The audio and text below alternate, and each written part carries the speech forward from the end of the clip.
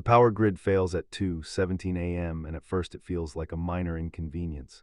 Refrigerators go silent, air conditioners stop humming, streetlights blink out in synchronized darkness. But within hours, the consequences begin to cascade. Water towers empty because pumps no longer push water uphill. Fuel stations cannot dispense gasoline without electricity. Electronic payment systems freeze, severing the invisible threads of modern commerce. Within 72 hours, supermarket shelves are stripped bare. Within a week, untreated water begins spreading gastrointestinal disease. And in that rapidly tightening vice of infrastructure collapse, something astonishing happens. The items that determine survival are not gold coins, not luxury watches, not stacks of cash sealed in safes. They are objects so cheap, so ordinary, so overlooked that most households already possess them, and yet almost no one truly understands their value. When complex societies falter, value reorganizes itself around biological necessity and mechanical leverage. Food, water, sanitation, warmth, light, and communication replace abstraction. The market does not disappear, it compresses down to survival physics. What matters is not prestige but thermodynamics, microbiology, material strength, and energy density. Gold, historically a store of wealth because of its corrosion resistance and rarity, has almost no direct survival function. You cannot purify water with it, you cannot sterilize a wound with it. You cannot burn it for heat or eat it for calories. In a fully functional civilization, gold represents trust and stability. In a collapse, trust fragments and stability vanishes. The hierarchy of value reverts to whatever directly extends life. The first item that will be worth more than gold after collapse is the humble water purification method, specifically, simple chlorine-based purification tablets or plain, unscented household bleach. Most people misunderstand water risk. They imagine dehydration as the primary threat, when in reality contaminated water is often deadlier than scarcity alone. After hurricanes, earthquakes, and blackouts, outbreaks of cholera, dysentery, giardiasis, and E. coli spike not because water is absent, but because it is biologically compromised. Surface water becomes contaminated by sewage overflows, agricultural runoff, decomposing organic matter, and human waste when sanitation systems fail. The hidden science is microbiology. Pathogens in untreated water reproduce exponentially. A single milliliter of contaminated floodwater can contain millions of bacteria. The infectious dose for some organisms is shockingly small. Norovirus, for example, can infect with fewer than 100 viral particles. The reason chlorine works is not mystical, it is oxidative chemistry. Sodium hypochlorite, the active ingredient in bleach, disrupts cell membranes and denatures proteins. In controlled concentrations, approximately 2 drops of 6% unscented bleach per liter of clear water, allowed to sit for 30 minutes, it destroys most bacteria and viruses. Chlorine tablets are simply pre-measured chemical delivery systems designed for portability and dosing reliability. Evidence is abundant from global disaster response. In refugee crises and post-earthquake zones, chlorine disinfection reduces diarrheal disease dramatically. The World Health Organization and emergency management agencies rely on it precisely because it is cheap, stable, and scalable. A single small bottle of bleach can disinfect hundreds of liters of water. Its cost is negligible compared to precious metals, yet its survival impact is incalculable. The survival implication is blunt. Clean water prevents the spiral into weakness, dehydration, and infection that incapacitates individuals long before starvation sets in. In barter economies emerging after infrastructure failure, those who can reliably produce potable water possess leverage that gold cannot replicate. As dehydration accelerates cognitive decline and infection drains strength, the person with chlorine becomes indispensable, but misunderstanding persists. Many assume boiling is always superior. Boiling is effective, but it demands fuel. Fuel requires supply chains or stored energy. In urban collapse, natural gas pressure can fail and electricity is gone. Firewood in cities is scarce and dangerous to gather. Chlorine purification requires no external energy input beyond time. That distinction becomes critical when energy scarcity compounds water scarcity. As infrastructure collapses further, sanitation degrades, human waste accumulates, disease risk escalates. And this leads to the second cheap item that becomes priceless: heavy-duty trash bags. It sounds trivial until one examines epidemiology. Improvised sanitation is one of the first barriers against epidemic disease. Without functioning sewage systems, containment becomes everything. The hidden science here is pathogen transmission. Fecal-oral contamination pathways expand rapidly when waste is unmanaged. Flies, rodents, and runoff spread bacteria into living spaces. Thick contractor-grade trash bags allow for immediate containment of human waste when toilets no longer flush. They line improvised latrines. They isolate contaminated materials. They protect supplies from moisture and vermin. They serve as vapor barriers and even emergency rain collectors. Polyethylene, the material most trash bags are made from, is chemically stable, waterproof, and surprisingly strong relative to weight. It is a synthetic barrier against entropy. History demonstrates that in refugee camps and disaster zones, the speed at which waste is contained directly correlates with outbreak severity. In the aftermath of the 2010 Haiti earthquake, cholera spread in part because sanitation systems collapsed faster than containment infrastructure could be established. The lesson is clear: disease spreads not because microbes are invincible, but because humans fail to interrupt transmission routes. The survival implication escalates quickly. In densely populated areas without sewage, the individual who can create hygienic waste systems dramatically reduces infection risk not only for themselves, but for those nearby. Trash bags become medical tools, construction materials, waterproofing membranes, and trade goods. Gold cannot block bacteria, plastic can. As sanitation falters, the third item quietly gains value: common lighters. Fire is not primitive nostalgia, it is applied chemistry and energy release. The misunderstanding is that fire is primarily for warmth.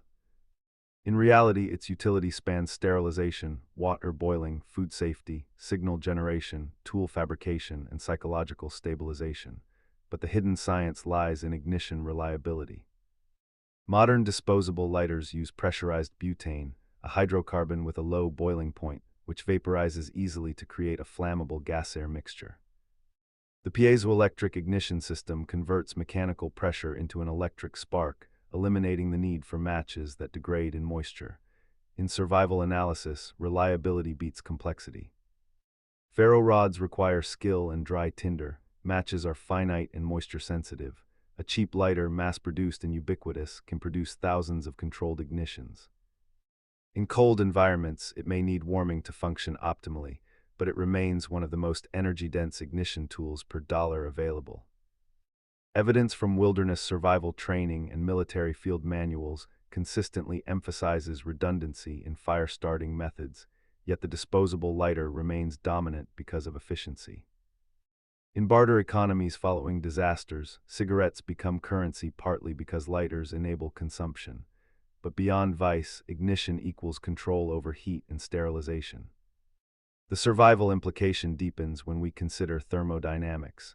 Cooking food increases caloric availability by breaking down complex molecules.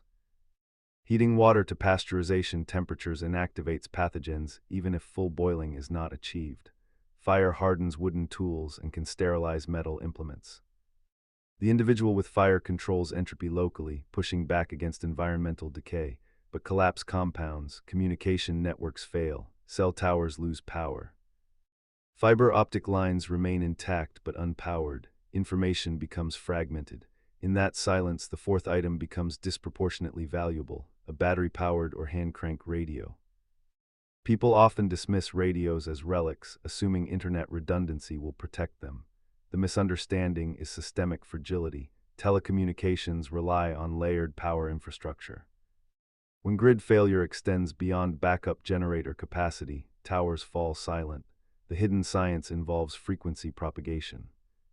AM radio waves, especially at lower frequencies, can travel long distances by reflecting off the ionosphere, particularly at night. This means that even when local systems fail, distant broadcasts can sometimes be received. Battery-powered radios convert chemical energy stored in alkaline cells into electrical signals, amplified into sound. Hand-crank radios use mechanical energy converted via small generators, bypassing battery dependency entirely. Evidence from major blackouts and hurricanes shows that radio often becomes the only consistent information channel. During Hurricane Maria in Puerto Rico, radio was among the last functioning mass communication tools. Information reduces panic, guides evacuation, and coordinates aid.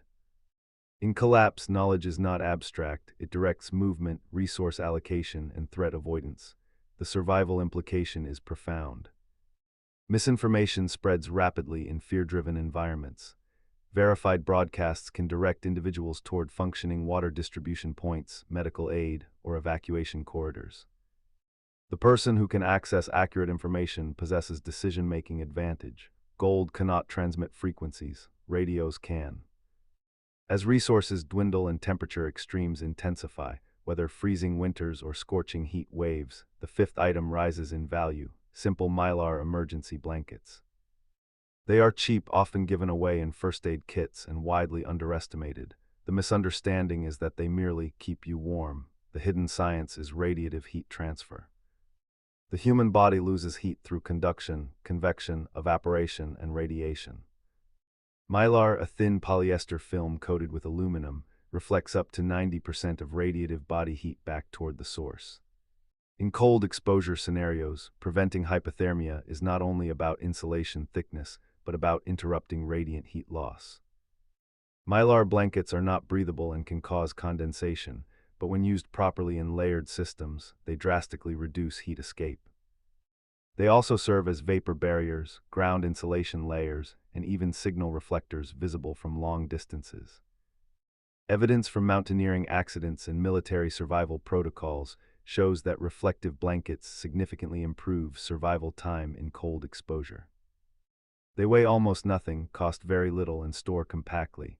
In collapse conditions where heating fuel is scarce, preserving body heat reduces caloric expenditure. Every calorie saved is metabolic currency. The survival implication intersects with energy scarcity. If heating systems fail during winter blackouts, hypothermia becomes a realistic urban threat, not just a wilderness hazard.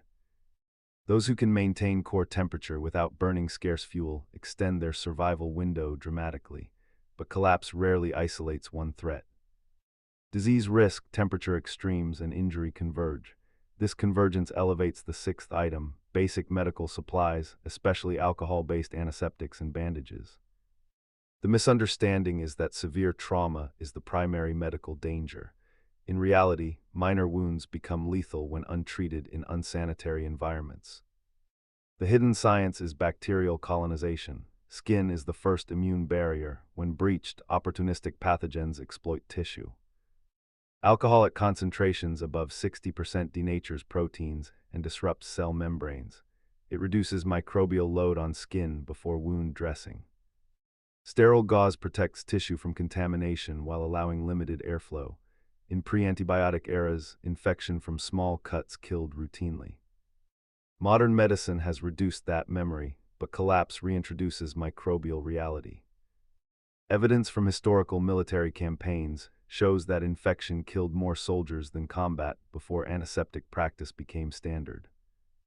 Even today, in regions with limited healthcare access, wound infections remain a major cause of morbidity. A small bottle of antiseptic and a supply of sterile dressings can prevent systemic infection that would otherwise become fatal without antibiotics. The survival implication is stark. Healthcare infrastructure collapses quickly without power, supply chains, and personnel. Hospitals rely on sterile processing, oxygen systems, refrigeration, and pharmaceuticals.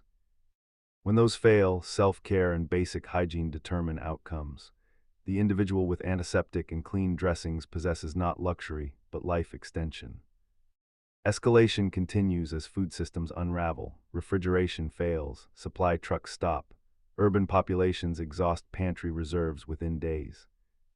And here emerges the seventh cheap item that will be worth more than gold: simple seeds.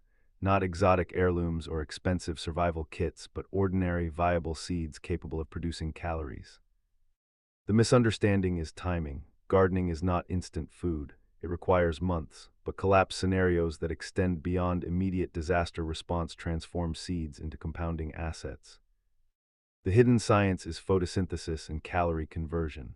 Plants convert sunlight, water, and carbon dioxide into carbohydrates. A single bean seed can produce dozens more. A handful of potato eyes can multiply caloric yield exponentially over seasons. Seeds represent biological leverage, turning soil and sunlight into sustenance. Gold does not reproduce, seeds do.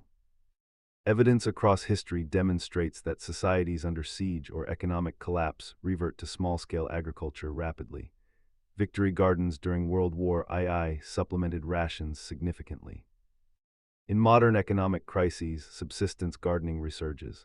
The calorie return on investment, when properly managed, far exceeds the initial seed cost. The survival implication is long-term stabilization. In protracted collapse, the difference between short-term survival and sustainable existence lies in renewable calorie production. Seeds anchor that transition from scavenging to cultivation, and as we step back, the pattern becomes undeniable. Each of these items, chlorine, trash bags, lighters, radios, mylar blankets, antiseptics, seeds, costs almost nothing in stable times. They are manufactured at scale, widely distributed, often ignored. Yet each represents applied science condensed into accessible form. Each interrupts a specific failure cascade: water contamination, sanitation breakdown, energy loss, information blackout, hypothermia, infection, starvation. The danger is not cinematic apocalypse but systemic fragility. Modern civilization functions because millions of specialized systems operate simultaneously. Remove power, logistics, or sanitation, and the regression toward biological vulnerability accelerates. The items that counteract that regression are not rare metals locked in vaults. They are tools that manipulate chemistry, physics, and biology directly, but this is only the first layer, because as collapse deepens, scarcity sharpens human behavior, trust erodes. Barter systems form, mobility becomes riskier, and the value of these items begins to shift not just for personal survival but for negotiation, protection, and strategic advantage. Right, next part.